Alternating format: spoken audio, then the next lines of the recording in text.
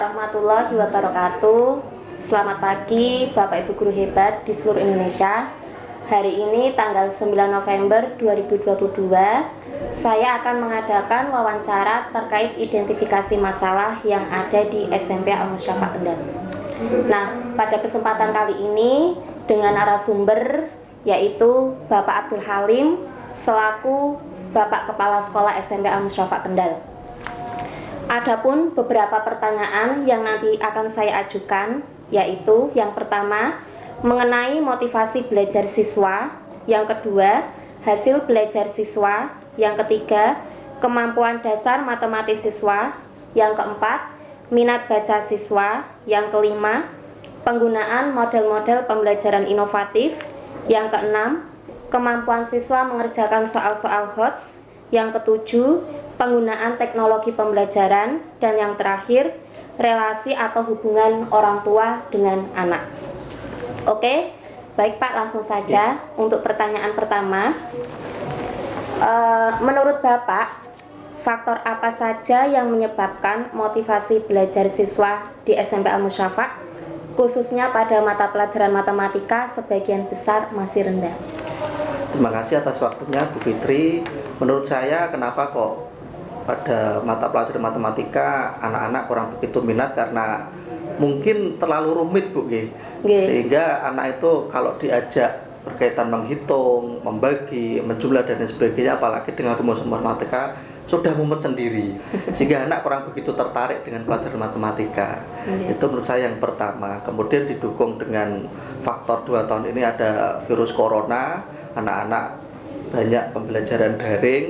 Kemudian juga ketika di rumah daring hanya berapa jam, yang lebih banyak itu main HP. Sehingga 3 faktor tadi ya, karena sebagian besar beranggapan matematika itu rumit, kemudian ada virus corona sehingga KPM-nya tidak secara langsung tapi daring, dan penggunaan HP di rumah malah main game dan sebagainya. Menurut saya itu Bu, 3 faktor itu. Baik Pak, terima kasih. Pertanyaan yang kedua, menurut pandangan Bapak Abdul Halim, bagaimana hasil belajar siswa khususnya dalam pelajaran matematika? Secara umum di SMP Al-Musyafaq anak-anak nilainya lumayan, artinya sebagian besar ya nilainya sudah sesuai dengan ketuntasan belajar minimum. Akan tetapi memang ada yang di bawahnya, ada juga yang bagus karena punya bakat di matematika. Nah, ini yang harus kita dorong anak-anak yang belum menguasai matematika secara penuh, dengan cara mungkin dari Bapak Ibu guru mapel matematika bisa memberikan tambahan jam atau bagaimana. Adapun anak-anak yang secara umum sudah mendapatkan nilai standar bisa ditingkatkan lagi. Pertanyaan ketiga, saya sebagai guru matematika ketika proses pembelajaran di kelas 9 masih banyak menemukan anak-anak yang belum bisa menghitung pembagian dasar atau dikenal istilah porogapit seperti itu Pak. Menurut Bapak, hal-hal apa saja yang menyebabkan rendahnya kemampuan dasar matematis siswa seperti itu? Berkaitan dengan porogapit Bu, kalau kita di SMP itu kan meneruskan jenjang yang dari SD, sehingga mungkin faktor terbanyak waktu pembelajaran di SD anak ini. Kadang antara SD dengan satu dengan yang lain berbeda. Bapak Ibu guru kelasnya ketika memberikan pelajaran hitung-hitungan terutama porogapit ada yang begitu detail sehingga anak bisa memahami dengan baik. Nah, kita di jenjang SMP tinggal meneruskan. Tapi ada beberapa SD yang hanya sekedar Bapak Ibu gurunya memberikan pelajaran, anak tidak ditanya bisa atau tidak, sudah selesai pelajaran ganti materi berikutnya. Di antara faktor dari pembelajaran di SD-nya, kemudian dari kemampuan anak itu sendiri. Anak tersebut punya kemampuan yang lebih tidak di matematika. Kalau punya kemampuan yang lebih ya saya rasa diterangkan, dijelaskan 1-2 kali bisa memahami. Nah, kita di SMP sebenarnya sudah melewati fase itu, materi tentang porogapit itu, tapi harus kita ajarkan lagi agar supaya anak tidak ketinggalan dengan teman yang lain. Jadi faktor pembelajaran di SD, kemampuan dari anak itu sendiri. Terus kira-kira ada solusinya tidak Pak biar anak itu bisa pembagian porogapit seperti itu? Apakah harus didukung guru juga atau inisiatif anaknya sendiri seperti apa? Saya bisa memberikan arahan bagi Bu Fitri khususnya dan teman-teman guru matematika apabila menemukan anak yang belum bisa hitung-hitungan, lebih-lebih prograped. Jadi bisa membentuk tutor sebaya.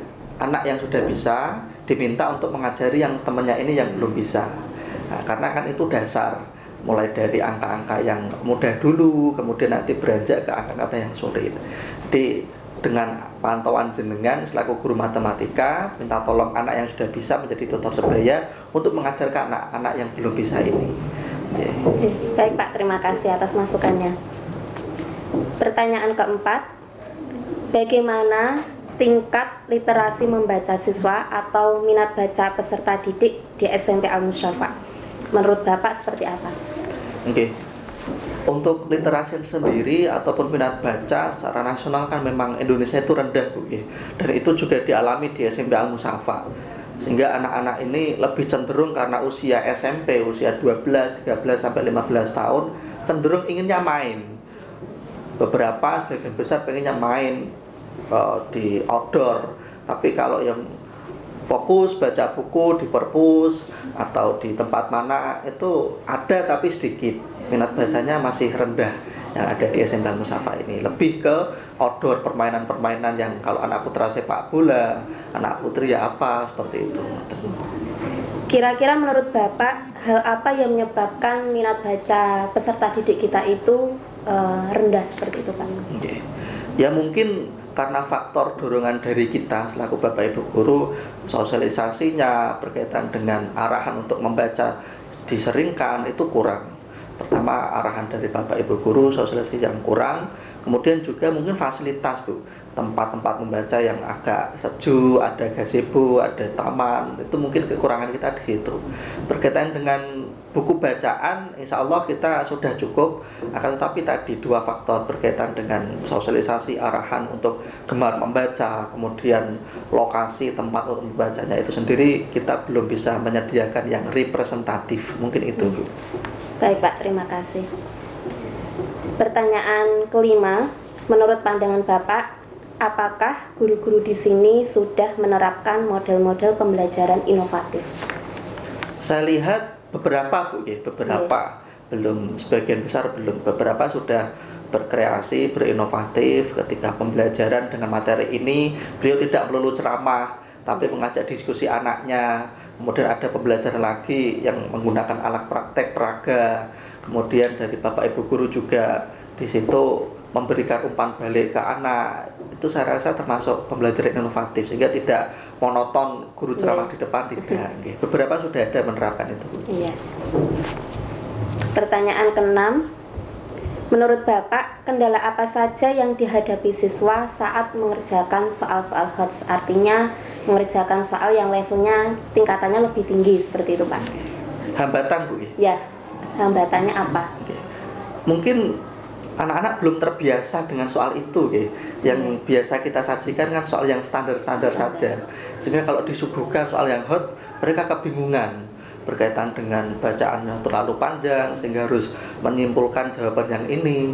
Nah, saran saya mungkin anak sering diberi soal-soal hot ketika penilaian, ketika tugas, sehingga saatnya ujian itu sudah siap itu. Oke. Baik, Pak. Pertanyaan nomor 7. Menurut pandangan Bapak, apakah guru-guru di sini sudah memanfaatkan teknologi pembelajaran seperti itu, Pak? Belum maksimal, Bu, belum maksimal berkaitan dengan perangkat pembelajaran yang IT, teknologi, karena kan kita berbasis pesantren, Bu, sehingga anak-anak tidak diperbolehkan bawa HP. Padahal beberapa sekolah negeri khususnya itu sekarang lebih enak ketika ada penilaian, ketika ada ujian, langsung di share linknya, kemudian di situ menjawab ABC pilihan ganda, kemudian langsung bisa muncul nilai di aplikasi yang kita gunakan. Tapi karena kita berbasis pesantren, anak tidak boleh bawa HP, Bapak Ibu guru kebanyakan masih konvensional, masih menggunakan kertas, masih menggunakan buku, ballpoint.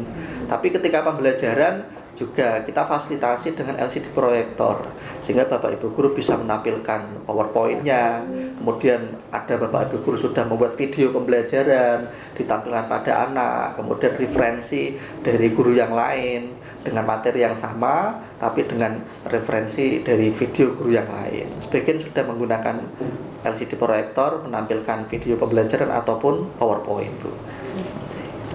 Baik, Pak. Pertanyaan terakhir, dari banyaknya siswa yang sekolah di SMP Al-Mustafa, pasti ada beberapa siswa yang hubungannya kurang baik dengan orang tua. Nah, menurut Bapak, relasi atau hubungan apa yang menyebabkan komunikasi anak dengan orang tua kurang baik sehingga mengakibatkan prestasi belajar siswa menurun? Oke.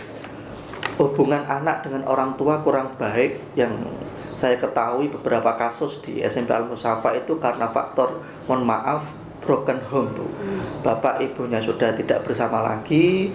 Misalkan si ibu menginginkan anaknya tetap di Al-Mustafa, sekolah dan mondok, tapi bapaknya tidak setuju. Akhirnya di situ anak dari sisi kehadiran, dari sisi nilai sering terlambat, nilainya juga di bawah standar karena faktor orang tua tidak bersama lagi, broken home itu. Kemudian dari sisi ekonomi juga mempengaruhi, Bu. Temannya satu hari dapat uang saku sekitar 10.000, dia kadang tidak dapat uang saku, dia hanya mungkin dapatnya 5.000, dan ini juga mengurangi motivasi anak untuk belajar. Ada juga karena faktor si anak itu sendiri, dalam artian sebenarnya dia tidak pengen mondok, dia tidak pengen di Al-Mustafa, akan tetapi anak tersebut dioyok, dipaksa oleh orang tuanya untuk mondok. Akhirnya ya udah di Al-Mustafa sekolahnya hanya sekedar berangkat mengikuti pelajaran yang seadanya saja. Jadi faktor orang tua tidak bersama, faktor ekonomi, dan dipaksa oleh orang tuanya ini. Menurut saya itu yang mengakibatkan hubungan antara anak dan orang tua kurang begitu baik. Terima kasih Bapak atas pendapat, masukan atau saran yang bisa menjadikan refleksi buat pembelajaran saya dan guru-guru lainnya. Semoga video wawancara ini bermanfaat bagi kita semua. Amin. Terima kasih atas kesempatan waktunya. Wassalamualaikum warahmatullahi wabarakatuh. Waalaikumsalam warahmatullahi wabarakatuh.